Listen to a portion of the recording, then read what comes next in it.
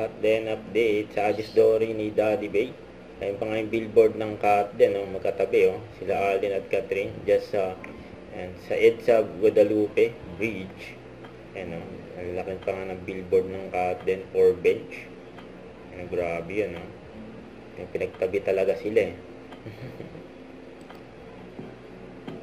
Siyempre, abangan na, yan, premiere night ng Ilola Again. Yan sa SM Mega Mall Cinema 3. Yan, ngayon na yan. Yan, mamayang alas 7. Grabe.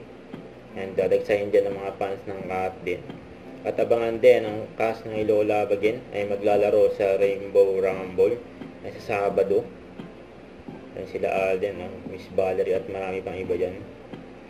At abangan sa backstage, oh. Ayun pa nga sila Alden, kasama sila Lexi at Fiona at sila Joros. Dabi sa Pakay. So, we're very excited and happy.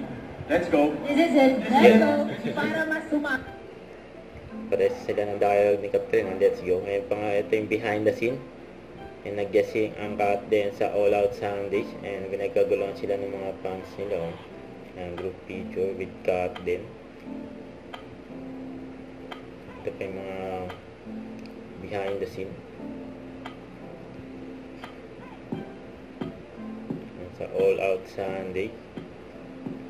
Ng linggo. Masaya ng guesting nila, eh.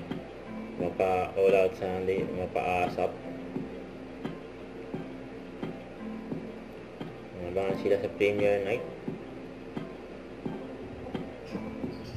Huwag kalimutan mag-subscribe, click on notification bell for more update. Ito po on Richard Reaction Vlog. Bye guys, thanks for watching.